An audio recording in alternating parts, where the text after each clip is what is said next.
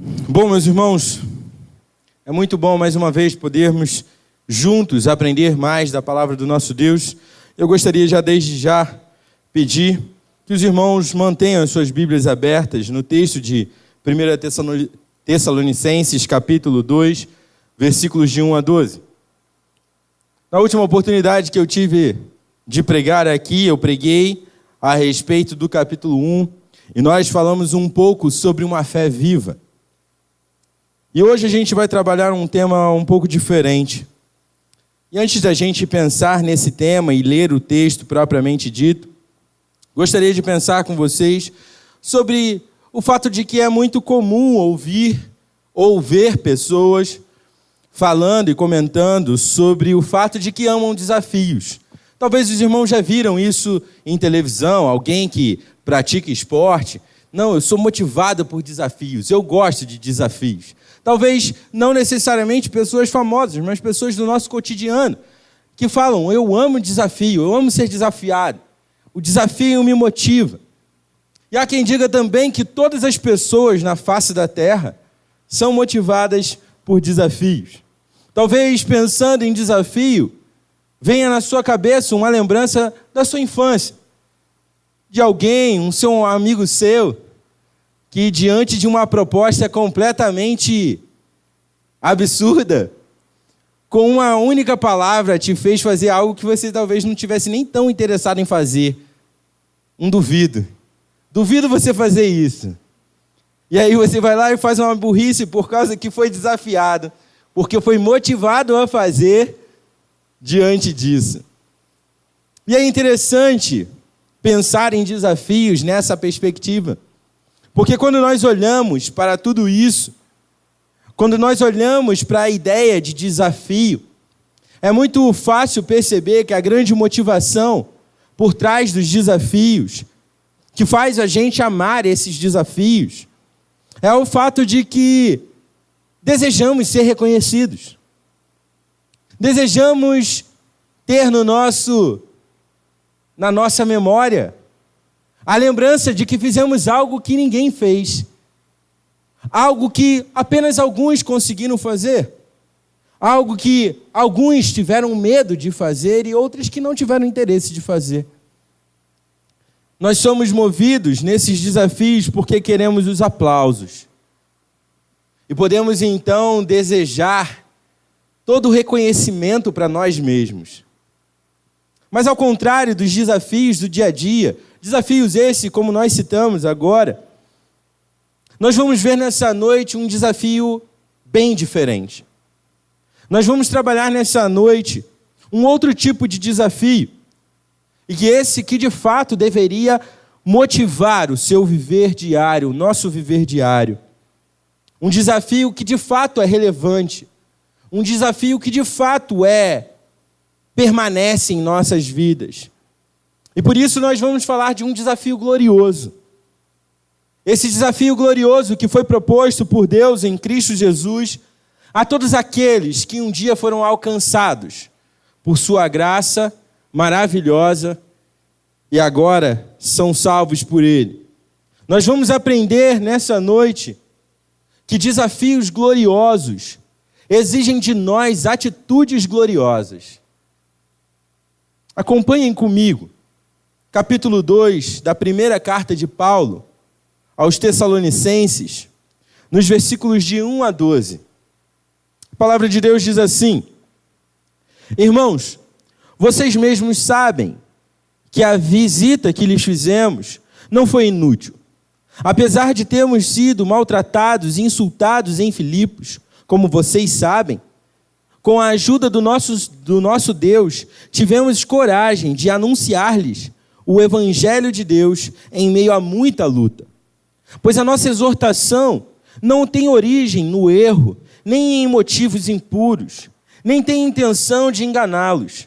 Ao contrário, como homens aprovados por Deus, para nos confiar o Evangelho, não falamos para agradar pessoas, mas a Deus que prova o nosso coração.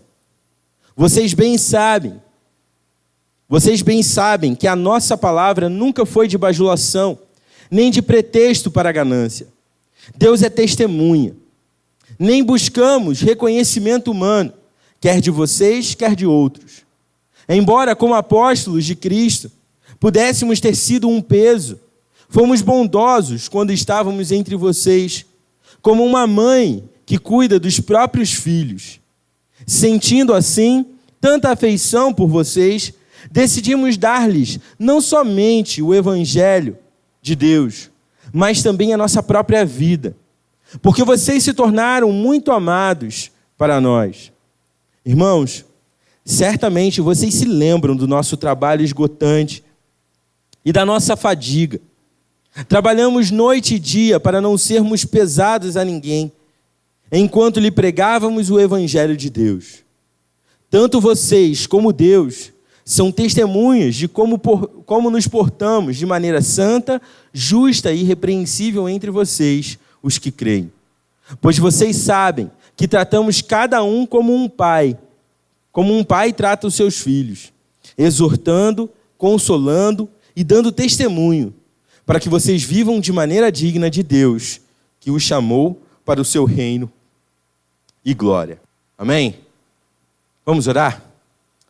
Senhor Deus nosso Pai, esta é a Tua palavra e mais uma vez nós nos achegamos até a Ti, pedindo que o Senhor conduza os nossos corações, para que possamos compreender a Tua palavra, para que possamos sair daqui, Senhor, motivados por ela, a exercer, a atuar nesse desafio glorioso proposto por Ti.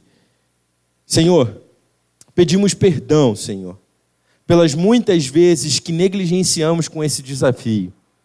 E queremos, por meio da Tua palavra, nos relembrar daquilo para o qual fomos chamados. Senhor, conduza esse culto para a honra e glória do Teu nome. Essa é a nossa oração. E nós fazemos ela em nome de Cristo Jesus. Amém.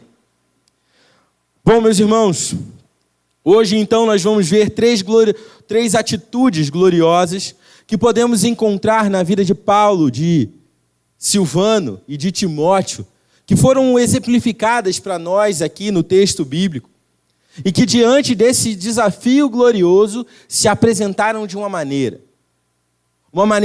correta, com o objetivo de honrar a esse Deus. A primeira atitude que nós podemos perceber na vida desses homens é o amor altruísta. Os versículos de 1 a 4, meus irmãos, eles nos mostram isso de maneira muito clara. Paulo, Silvano e Timóteo estavam aqui se apresentando diante daquela situação, daquelas circunstâncias que nós já vimos no capítulo 1. Pessoas ali foram salvas pela mensagem do Evangelho pregados ali por eles. Esses homens se dedicaram. E por isso, então, as suas atitudes nos mostram que eles demonstraram um amor altruísta. Vamos abrir assim, bem rápido, um breve parêntese, só para a gente trazer luz àquilo que nós vimos na primeira mensagem, quando falamos sobre uma fé viva. Só para a gente ter em mente aquilo que aconteceu anteriormente, para que a gente possa compreender melhor. Paulo e seus amigos, eles, antes de chegarem em Tessalonicenses, eles passaram por Filipos. Não era uma cidade tão próxima, mas, de certa forma, era o caminho que eles haviam traçado para percorrer anunciando o Evangelho. Então eles passam por Filipos e ali eles são perseguidos brutalmente. Paulo é preso. Esse homem que estava pregando o Evangelho agora é encarcerado. Esse homem estava sofrendo por causa do Evangelho. Mas isso não parou Paulo. Mesmo diante das circunstâncias adversas vividas por Paulo ali em Filipos, ele continua o seu percurso logo após isso acontecer. Paulo e seus amigos, eles continuam a caminho de Tessalônica e vão ali pregar o Evangelho. Depois de ter pregado o Evangelho em Tessalônica, também passam a ser perseguidos em Tessalônica. Paulo passou 3 semanas todos os finais de semana, pregando nas sinagogas, falando para aqueles judeus ali que viviam em Tessalônica, pessoas que tinham um conhecimento prévio das Escrituras, mas que não conheciam como ela deveria ser conhecida. E Paulo então pregava ali com coragem a esses homens e foi perseguido novamente. Depois de ter pegado esse evangelho em Tessalônica, ele segue o seu caminho. Mas, meus irmãos, Paulo ele continua a pregação do evangelho mesmo diante de ataques violentos. Paulo ele não parava. Esses homens aqui, eles não deviam nada a ninguém. Eles não tinham uma dívida com as pessoas de Tessalônica. Esses homens não tinham uma dívida com a igreja, ou então, antes mesmo de se tornar a igreja, com as pessoas de Filipos. Esses homens estavam sofrendo ofensas porque estavam pregando o evangelho. Meus irmãos, Paulo agora, depois que ele sai de Tessalônica, começam a surgir pessoas com o objetivo de denegrir a sua imagem. E então as pessoas começam a falar, olha, Paulo é um charlatão, Paulo é um oportunista, Paulo é um homem que se diz um apóstolo, sendo que ele não estava com Cristo Jesus. Ele está apenas querendo receber os aplausos. Ele está apenas querendo receber a glória. Ele não está interessado na sua própria mensagem. Percebam, meus irmãos, que Paulo não está aqui, em nenhum momento, defendendo a sua posição para essas pessoas que estavam atacando. Mas, ao contrário disso, ele escreve uma carta para a igreja de Tessalônica, uma igreja a qual ele fundou, uma igreja a qual ele amou, que se dedicou, se deixou gastar. Ele está escrevendo essa carta para eles, para que eles permanecessem firmes na fé. Paulo não se preocupa em se defender com os seus ofensores, não. Ele está preocupado que aqueles que creram continuem tendo uma atitude digna diante do seu Senhor, Deus, não Paulo. É diante desse pano de fundo que nós encontramos a carta de 1 Tessalonicenses. Paulo então escreve aqui com esse objetivo de fortalecer essa igreja, porque os ataques eram violentos, porque a melhor forma de se desgastar uma mensagem é denegrir a imagem do seu arauto, do seu anunciador. É a forma mais fácil. Eles já sabiam disso naquela época e está fazendo isso agora, mas Paulo continua firme. Meus irmãos, como nós podemos então ver o amor altruísta de Paulo e dos seus amigos aqui nesses primeiros versículos? Muito simples. Versículo 1 nos mostra a preocupação de Paulo. Paulo ele começa falando para eles, olha, meus irmãos, eu quero que vocês entendam, a pregação do evangelho não foi inútil. Vocês que estão preocupados comigo, não se preocupem, porque a mensagem do evangelho não foi inútil, vocês são frutos dela. Vocês receberam, vocês foram agraciados por Deus, que transformou o coração de vocês, e isso para mim é mais do que suficiente. Os tessalonicenses sabiam disso. Por isso Paulo fala, meus irmãos, vocês sabem que a pregação do evangelho não foi inútil aí. Não se preocupem com as acusações. Não se preocupem com as violências que nós sofremos por causa do evangelho. Porque a nossa preocupação é que a mensagem do evangelho não saiu de Tessalônica derrotada. Ela foi anunciada. E pessoas vieram a Cristo por meio dela. O resultado do poder avassalador do evangelho era visível. Não apenas na visão de Paulo, mas era claro para outras pessoas.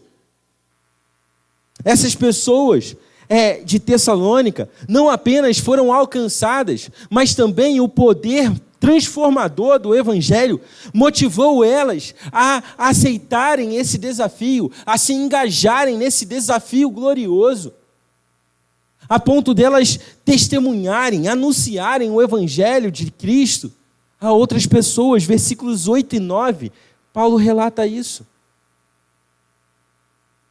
O pessoal da Acaia está falando de vocês, Tessalonicenses. Eles estão falando de vocês porque eles viram na vida de vocês pessoas que creram de fato na mensagem do Evangelho, pessoas que foram modificadas por essa mensagem e que, portanto, agora vivem esse desafio glorioso, também na mesma perspectiva que nós vivemos, com o amor altruísta, se desprendendo de tudo que você é, para anunciar um evangelho da graça do nosso Deus. Meus irmãos, as pessoas sabiam, era visível, era notório, que a mensagem do evangelho não foi inútil ali em Tessalônica. Paulo e seus amigos estavam preocupados com a expansão do evangelho, não com as próprias vidas, não em bajular pessoas, não em fazer discípulos seus, pessoas apegadas a eles. Paulo estava pensando em fazer discípulos de Cristo Jesus. Paulo relata isso no primeiro capítulo. Vocês são nossos imitadores e ainda mais de Cristo Jesus, nosso Senhor. Vocês entenderam para que vocês foram chamados. Paulo tinha uma satisfação enorme, meus irmãos, em poder ser um instrumento usado por Deus para alcançar pessoas com a mensagem do Evangelho. Fica aqui a citação de Filipenses capítulo 1, versículos de 12 a 13, só para você ter uma noção do que aconteceu depois que Paulo passou por Filipos. Paulo envia uma carta para os filipenses. No primeiro capítulo, nos versículos 12 e 13, ele vai acalmar o coração dos filipenses. Eu sei que vocês estão preocupados comigo, mas, meus irmãos, eu quero dizer para vocês que as minhas algemas estão trazendo muito mais resultado para o Evangelho do que eu podia esperar ou imaginar. Pessoas da guarda pretoriana, pessoas do alto clero do exército romano, estão ouvindo a mensagem do Evangelho, estão aceitando, estão enxergando que são pecadores, por causa que a graça de Deus se manifestou salvador em suas vidas. Esses homens não estavam preocupados com a sua vida. Esses homens não estavam preocupados com algemas. Esses homens não estavam preocupados com sofrimento. A preocupação deles era que o Evangelho fosse anunciado. Meus irmãos, esse tipo de atitude só pode ser evidenciada na vida daqueles que entenderam e responderam positivamente ao desafio glorioso proposto por Deus em Cristo Jesus. Somente esses podem responder com esse amor altruísta. Pessoas que ouviram do Evangelho, pessoas que foram transformadas pelo Evangelho, pessoas que anunciam o Evangelho.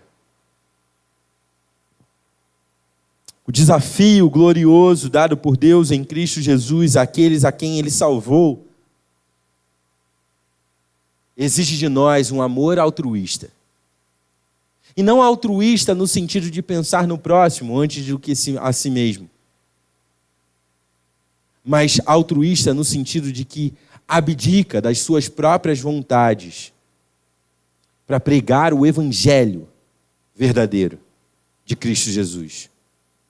O Evangelho que confronta, o Evangelho que exorta, o Evangelho que consola, o Evangelho que nos lembra quem nós somos e quem Deus é.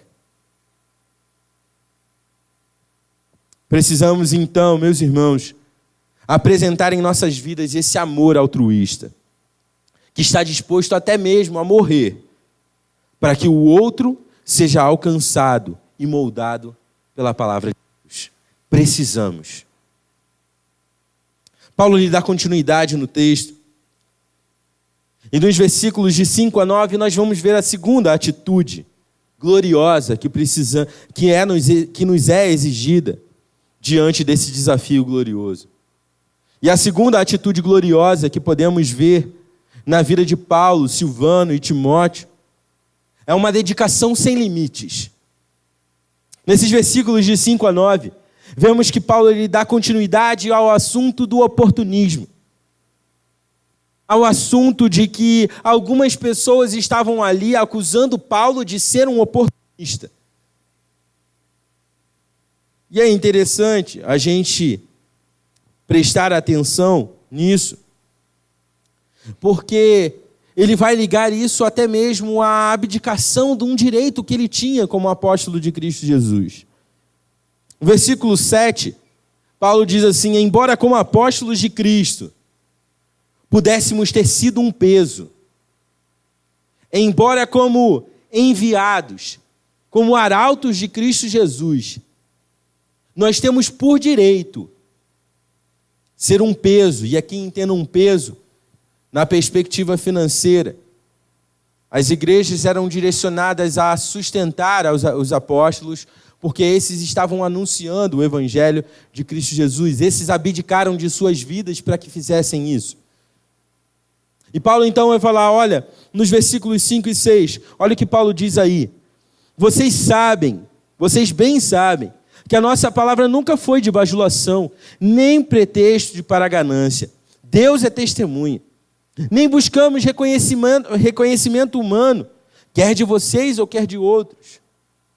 Diante disso, embora nós tivéssemos o direito de, como apóstolos, sermos sustentados por vocês, nós, assim como uma mãe que cuida do seu filho e está disposto a dar o próprio pão do seu alimento para que o seu filho viva, nós fizemos isso por vocês. Paulo não está jogando na cara desses crentes, não. Paulo está lembrando eles o que eles devem fazer com a mensagem que foi pregada a eles.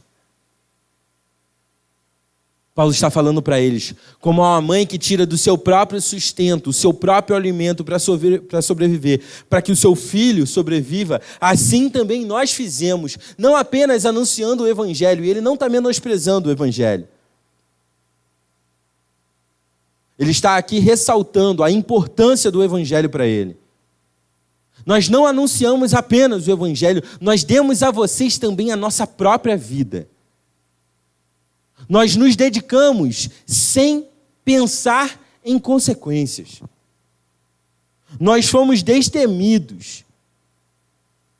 Uma dedicação sem limite.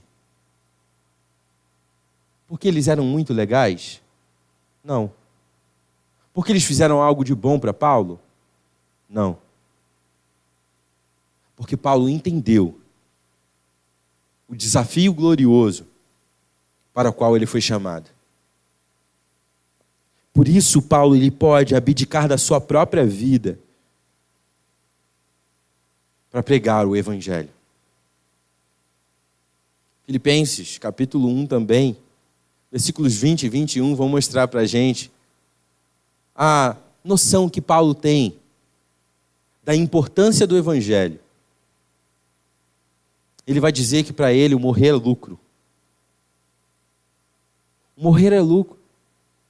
Mas se o fato de eu estar vivo promove mais honra e mais glória para Deus, vocês estão sendo mais supridos com o fato de eu estar vivo. Por mais que eu ame a possibilidade de estar com o meu Salvador, eu prefiro permanecer junto com vocês, ainda como pecador, ainda como uma pessoa que vai experimentar a santificação plena que acontecerá no dia de Cristo Jesus. Mas eu prefiro que eu gere frutos na vida de vocês através da pregação do Evangelho do que ver o meu próprio Salvador. Percebem como é diferente pensar na perspectiva desse desafio glorioso proposto a nós? Precisamos, meus irmãos, nos atentar mais para isso. Paulo então vai lembrá-los que ele abriu mão do seu direito apostólico de ser um peso, financeiramente falando, para que ninguém pudesse acusá-lo de oportunismo. Se olharmos para esse texto junto com a ilustração feita por Paulo aqui, essa ilustração afetuosa de uma mãe que cuida do seu filho, entenderemos o significado de uma dedicação sem limites. Nós compreenderemos o que significa se dedicar sem pensar em consequências. Nós entenderemos que aquilo que Paulo fez com um propósito que era muito maior do que a sua própria vida. O que Paulo está aqui, mais uma vez, falando, querendo enfatizar, é que eles foram incansáveis em seus esforços para que esses homens pudessem receber o Evangelho de Cristo Jesus. Nós nos dedicamos, nós demos a nossa própria vida em favor de vocês, não porque vocês merecem, mas porque nós entendemos o desafio glorioso que nos foi proposto em Cristo Jesus, quando Ele nos alcançou. Como carecemos desse espírito incansável demonstrado na vida desses homens. Muitas vezes nós deixamos o cansaço nos vencer, nos impedindo então de anunciar esse evangelho maravilhoso que um dia transformou as nossas vidas, que um dia modificou o nosso pensamento, o nosso coração. Esse evangelho glorioso que muitas vezes nós comentamos uns com os outros, crentes, e compartilhamos o fato de que ele mudou o nosso viver. Mas que muitas vezes nós não anunciamos eles porque estamos cansados. A semana foi muito corrida. O trabalho foi muito exaustivo. Eu não tive tempo. Precisamos, carecemos desse espírito inabalável desses homens. Precisamos aprender, meus irmãos, com o exemplo desses homens, a cultivarmos uma dedicação sem limites para anunciar esse evangelho.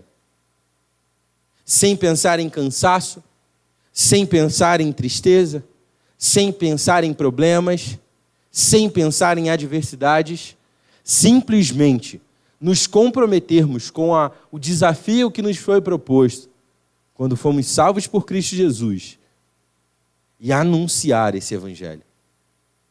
Precisamos cultivar essa dedicação sem limite. Por último, o apóstolo Paulo vai falar nos versículos de 10 a 12 sobre a terceira e última atitude gloriosa exigida daqueles que foram desafiados nesse glorioso desafio dado por Deus. E a terceira atitude gloriosa que podemos ver na vida desses homens é um testemunho autêntico. E, meus irmãos, é importante a gente lembrar aqui que as outras atitudes que mencionamos aqui anteriormente só poderão existir se estivermos vivendo o Evangelho de maneira autêntica. Isso só poderá acontecer nas nossas vidas se de fato estivermos vivendo o Evangelho de Cristo Jesus de maneira autêntica, de maneira comprometida com Ele. Paulo tinha tanta certeza de que eles foram fiéis em sua postura enquanto estavam com os Tessalonicenses, que ele chama aqui como testemunha não apenas aqueles que ouviram a mensagem, não apenas a igreja de Tessalônica, mas ele chama como testemunha também Deus. Versículo 10, ele deixa isso bem claro. Deus é minha testemunha, Deus é nossa testemunha de como procedemos diante de vocês com santidade, com justiça, com amor, com esmero, dedicação.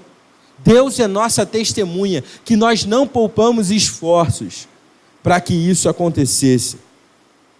Continuando no versículo 11, Paulo vai usar aqui mais uma figura afetuosa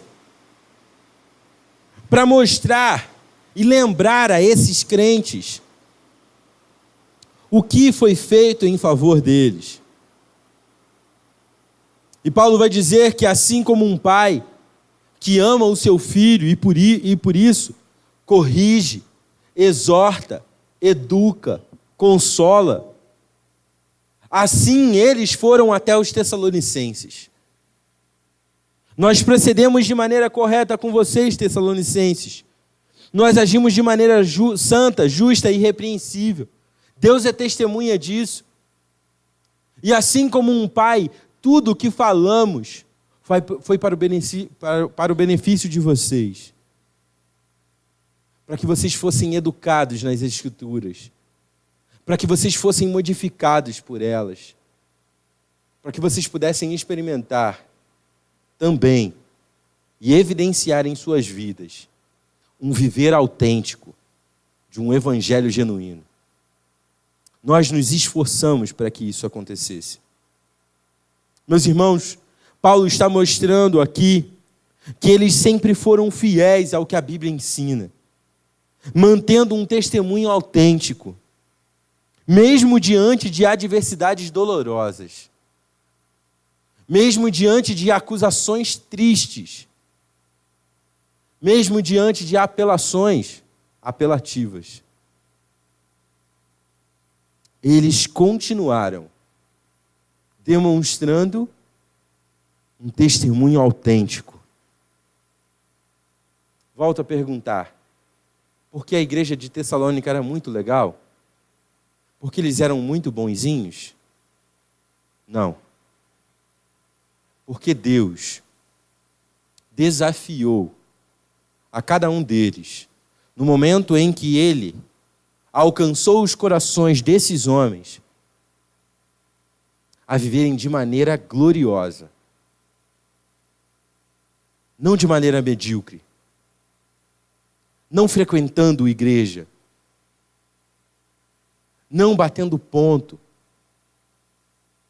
não agindo de maneira religiosa, mas de maneira autêntica,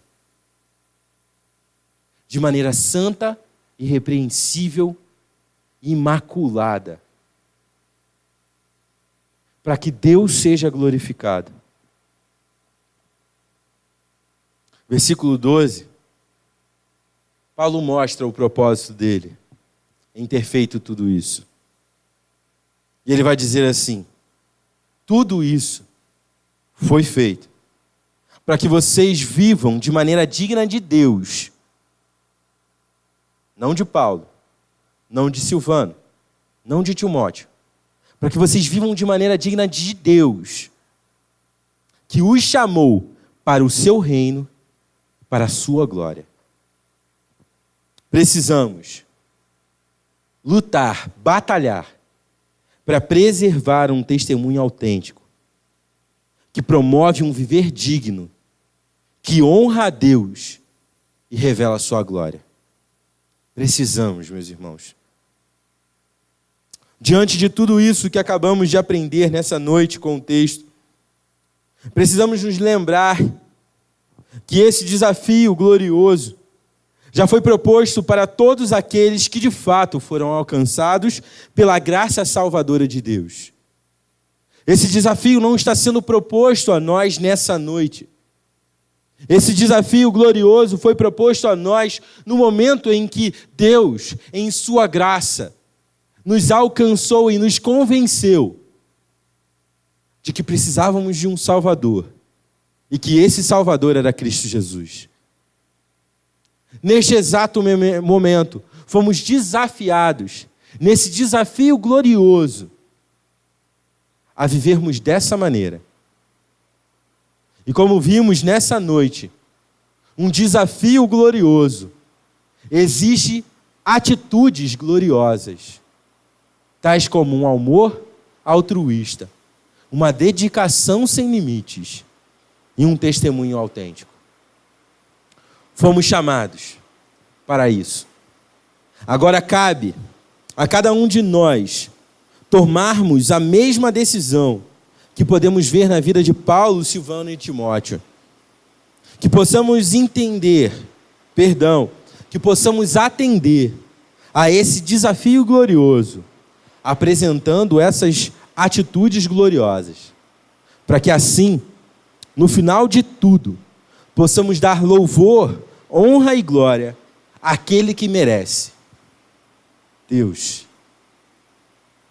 Nós não fazemos isso por aplausos, nós não fazemos isso por reconhecimento.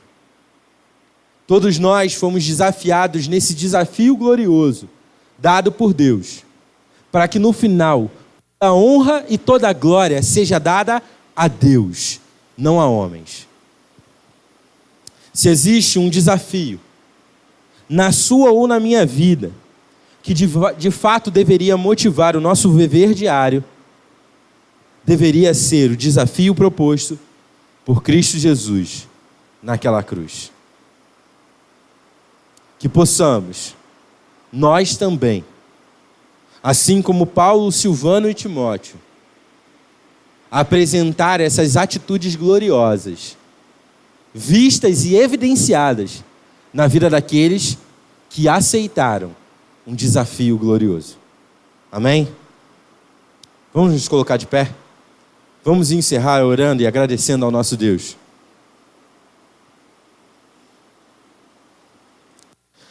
Senhor Deus nosso Pai, nós te louvamos, porque mais uma vez a Tua palavra fala aos nossos corações.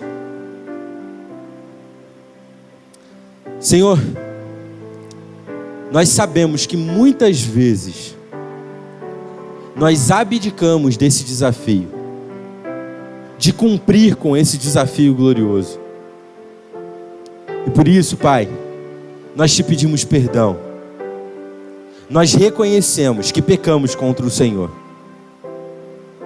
Mas, Pai, queremos te pedir que o Senhor continue nos lembrando dessas atitudes gloriosas que precisam estar sendo evidenciadas em nossas vidas. Porque de fato atendemos a esse desafio glorioso proposto por Cristo Jesus. Queremos ser assim, Pai. Queremos viver para a Tua glória. Queremos que as pessoas sejam alcançadas pelo Teu Evangelho. Queremos, Pai, ser instrumentos Teus para ser anunciadores desse Evangelho. Pai, sabemos que por nós mesmos nós não somos capazes de fazer isso. Por isso queremos mais uma vez declarar aqui que somos completamente dependentes do Senhor. Nos ajuda, Pai, a nos lembrar o quanto dependemos do Senhor, para que o nosso coração não se envaideça, para que a gente não se orgulhe com as nossas atitudes religiosas, ritualistas que podemos produzir, mas que sempre nos acheguemos diante do Senhor, humilhados, declarando que só podemos viver se for debaixo da Tua dependência. Pai, queremos demonstrar essas atitudes gloriosas, porque entendemos que o Senhor nos chamou para isso. Queremos viver de maneira digna do Senhor, para que o Senhor receba toda a honra e toda a glória e todo o louvor. Pai, muito obrigado, porque a Tua palavra confronta os nossos corações. Muito obrigado, porque a Tua palavra nos lembra, mais uma vez, o quão falhos somos e o quão misericordioso o Senhor é. Se alguém aqui ainda não tinha compreendido esse desafio glorioso e agora passou a entender, Pai, eu te peço que o Senhor continue ministrando ao coração dessa pessoa, para que ela possa apresentar em sua vida essas atitudes gloriosas também. Por nós, Pai, que já ouvimos do Teu Evangelho, fomos alcançados, nós pedimos que o Senhor renove as nossas forças, que o Senhor reanime os nossos corações, para permanecermos fiéis a Ti. Essa é a oração que Te fazemos, gratos em nome de Cristo Jesus. Amém. Que a graça de Cristo Jesus, o nosso Senhor e Salvador, que o amor do nosso Deus, o amado Pai, que a consolação e que a comunhão do Santo Espírito esteja com cada um de vocês, queridos irmãos, hoje e para todo sempre. Amém. Pode se sentar, irmãos. Tem o seu momento de oração silenciosa. Eu estarei à porta para cumprimentá-los.